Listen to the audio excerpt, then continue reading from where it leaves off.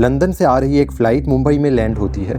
9 घंटे का सफर था। 21 साल की कविता अपनी सीट पर खुशी से बैठी है। आज उसका बर्थडे है और वो अपनी बड़ी बहन जिया से मिलने आई है।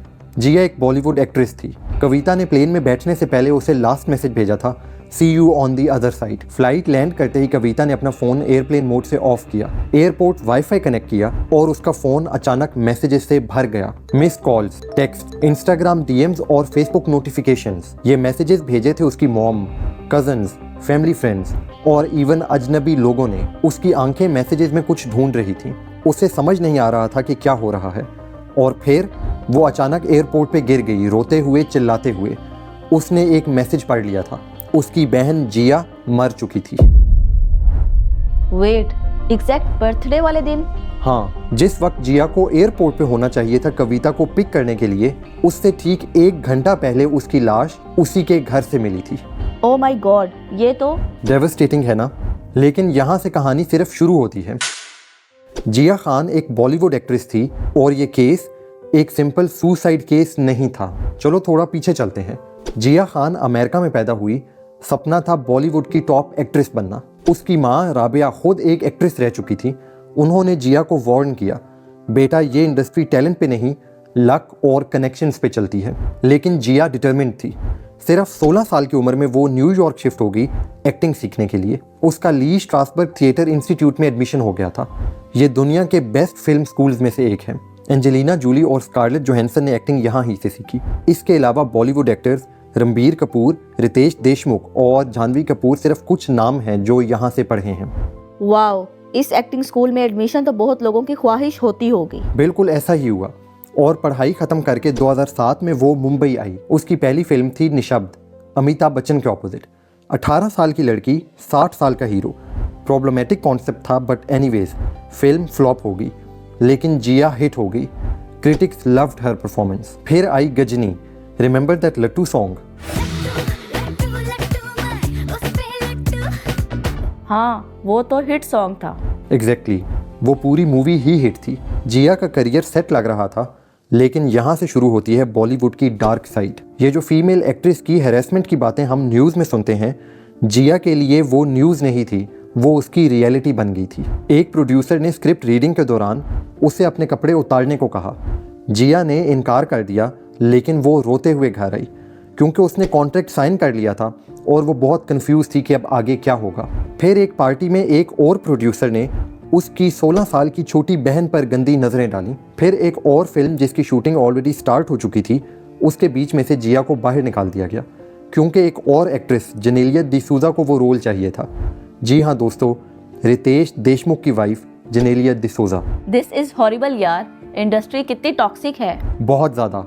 और जिया थक गई थी। वो वापस लंदन चली गई ब्रेक लेने। फिर वहाँ उसे एक मेंटोर मिली जिसने उसे करेज दिया टू ट्राई अगेन। सितंबर 2012 में जिया की एक पार्टी में एक और बॉलीवुड सुपरस्टार से मुलाकात हुई, सूरज पंचोली। वो बॉलीवुड की एक बहुत ही पावरफुल फैमिली का बेटा था। His father was a big action hero in 90s। सूरज ने जिया पे अटेंशन की बारिश कर दी। कॉम्प्लीमेंट्स, फ्लावर्स, महंगे डिज़ाइनर कपड़े और जूते। जिया को लगा शायद वो फिल्मी दुनिया में आ गई है।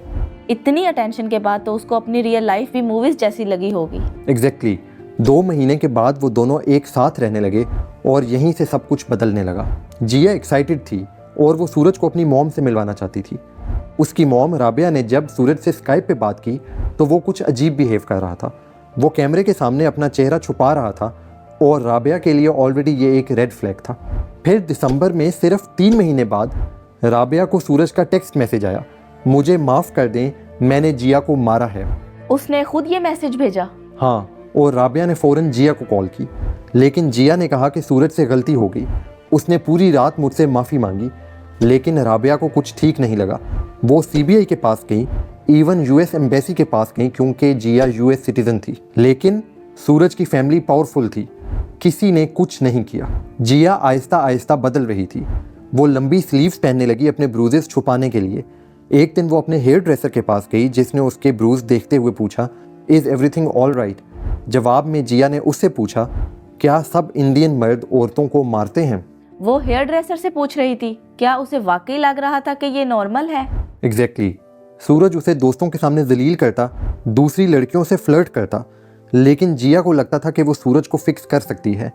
उसको पता था कि सूरज का बाप भी अब्यूसिव था, but she still thought she could save him. Suraj Jiya के साथ उसके घर मूव हो चुका था और रियलिटी ये थी कि सूरज जिया के पैसों पे जी रहा था, उसके घर में रहता था, उसके क्रेडिट कार्ड यूज़ करता और उसके पैसों से गिफ्ट खरीद कर उसे ही देता था। वाओ, वो तो उसे फुल टाइम यूज कर रहा था। स्प्रिंग 2013 जिया इस अब्यूज़ से तंग आ चुकी थी। फाइनली उसने हिम्मत की, उसने सूरज को घर से निकाल दिया। इसके बाद जिया की मॉम राबिया उसके साथ रहने मुंबई आ गई ताकि वो परेशान ना हो। वो जिया को कंपनी दे रही थी और उसका ध्यान डाइवर्ट कर रही थी। और फिर जून 3 को उसकी बहन की बर्थडे आ रही थी। कविता की बर्थडे? हाँ, वो लंदन से आ रही थी बर्थडे ट्रिप के लिए। जिया और राबिया उसके लिए एक बर्थडे पार्टी प्लान कर रहे थे। उनका प्लान था कि वो कविता को एयरपोर्ट से इकट्ठे पिक करेंगी। फिर अचानक जिया को एक कॉल आई, शायद वो सूरज की कॉल थी। जिया ने अपनी मॉम को कहा कि उसने अपनी एक फ्रेंड से मिलना है और वो वापसी पे कविता को खुद एयरपोर्ट से पिक कर लेगी। उसकी मॉम ने सोचा कि वो अकेली घर पे क्या करेगी, वो भी अपनी एक फ्रेंड से मिल लेती है। और फिर वो दोनों इकट्ठी घर से निकली। जिया ने एक ब्लू ट्रैक सूट पहना था। ये डिटेल याद रखना क्योंकि ये इंपॉर्टेंट है इस केस में। रात को 10 बजे सूरज ने जिया को मैसेज किया, मैं तुम्हारे गिफ्ट के लिए अभी एक ज्वेलरी डिज़ाइनर से मिल रहा हूँ। जिया उस ज्वेलर को जानती थी, उसने फ़ौरन उसको कॉल की, लेकिन ज्वेलर ने बताया कि सूरज तो उसको नेक्स्ट वीक मिलने वाला है। सूरज असल में उस वक्त एक और लड़की के साथ था और जब जिया ने उसको उसका झूठ बताने के लिए कॉल की तो सूरज ने अपना फ़ोन बंद कर दिया। जिया गुस्से में उसके घर पहुँच गई और दोनों में बहुत लड़ाई हुई। रात 10:48 पे सीसीटीवी फुटेज में जिया को सूरज की बिल्डिंग से निकलते हुए देखा गया। उसके बाद सूरज ने अपना फ़ोन ऑन किया और जिया को 10 गुस्से वाले मैसेजेस भेजे। तुम मुझ पे स्पाइंग करती हो, तुमने सब खराब कर दिया, लीव मी अलोन, और इसी तरह के 7 और मैसेजेस। जिया वहाँ से अपने घर के लिए निकली। ये आखिरी बार था जब उसे जिंदा देखा गया था। 11:20 पे राबिया अपने दोस्त की तरफ से घर वापस पहुंची। जैसे ही उन्होंने दरवाज़ा खोला, घर की सब लाइट्स ऑन थीं और सारे कमरों के दरवाजे बंद थे। ऐसा कभी नहीं होता था। और जिया सूरज के घर से किस टाइम पे निकली थी? 10:38। और वो घर कब पहुंची? 11:20, यानी 30 मिनट्स का गैप था बीच में। राबिया ने जिया को आवाज़ दी, कोई जवाब नहीं। फिर उसने बेडरूम चेक किया, वो खाली था। फिर गेस्ट रूम का दरवाज़ा खोला और उनकी चीख निकल गई। जिया पंखे से लटक रही थी, एक दुपट्टे के सहारे। राबिया ने उसे फ़ौरन ऊपर उठाने की कोशिश की। उसका जिस्म अभी भी गर्म था, मतलब अभी कुछ ही देर पहले ये हुआ था। राबिया ने फ़ौरन इमरजेंसी को कॉल की और उन्होंने आते ही बताया कि जिया की मौत हो चुकी है।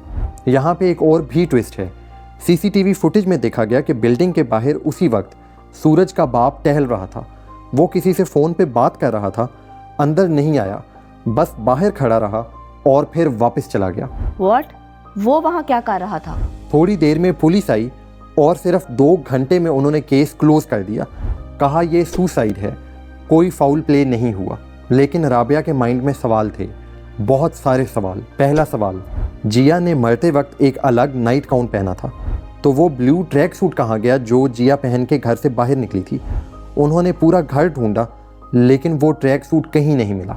दूसरा सवाल, गेस्ट रूम की खिड़की पूरी खुली थी, घर ग्राउंड फ्लोर पे था और खिड़की डायरेक्ट रोड पे खुलती थी जहाँ पे कोई कैमरा भी नहीं था। जिया ये खिड़की सिक्योरिटी कंसर्न्स की वजह से कभी नहीं खोलती थी, तो आज ये खिड़की क्यों खुली थी?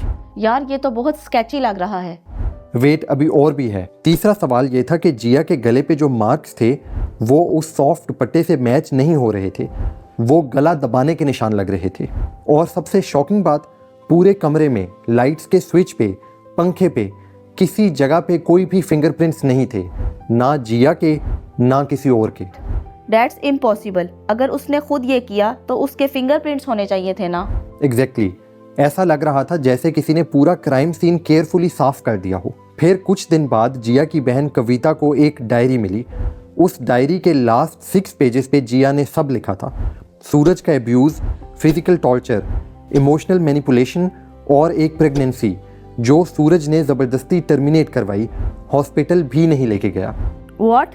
वो प्रेग्नेंट भी हो गई थी? हाँ, इस बात को बाद में डॉक्टर ने भी कंफर्म किया। जब ये डायरी पब्लिक हुई, मीडिया में आग लग गई। सीबीआई को वापस केस खोलना पड़ा। सूरज से इंटेरोगेशन स्टार्ट हो गई। पुलिस ने देखा कि सूरज ने अपने फ़ोन से वो 10 गुस्से वाले मैसेजेस भी डिलीट कर दिए थे जो उसने जिया को भेजे थे। राबिया ने 4 अलग ऑटोप्सीज करवाई, सबने एक ही बात कंफर्म की, गला दबाने के आसार थे और जिया के नेल्स के नीचे किसी और का डीएनए भी मिला, लेकिन पुलिस ने उस डीएनए का टेस्ट करने से साफ इनकार कर दिया। क्यों? ये तो क्लियर एविडेंस था उनके पास। जवाब शायद एक लफ्ज़ था, पावर। सूरज पंचोली को बॉलीवुड का माफिया प्रोटेक्ट कर रहा था। उसका गॉडफादर, मेंटोर, इंडस्ट्री का सबसे बड़ा सुपरस्टार सलमान खान। जिया की डेथ के फ़ौरन बाद सलमान ने सूरज को अपनी अगली फिल्म के लिए साइन कर लिया, hero, love story of a spy. यानी सलमान खान ने फुल प्रोटेक्ट किया सूरज को। एग्जैक्टली। जिया की मॉम राबिया ने एलिगेशंस लगाए कि सलमान खान ने इन्वेस्टिगेटर्स को कॉल की और कहा कि वो सूरज को हरास ना करें, और जैसे ही ये हुआ, मीडिया जो जिया के लिए जस्टिस डिमांड कर रहा था वो चुप हो गया। पुलिस इन्वेस्टिगेशन ठंडी पड़ गई। यार ये पैटर्न, ये तो सुशांत सिंह राजपूत के केस जैसा लग रहा है। आप बिल्कुल सही कह रही हो। 2020 में सुशांत भी अपने घर में बिल्कुल ऐसे ही मिला था। उस केस में भी एलिगेशंस एक पावरफुल गर्लफ्रेंड पे लगे थे।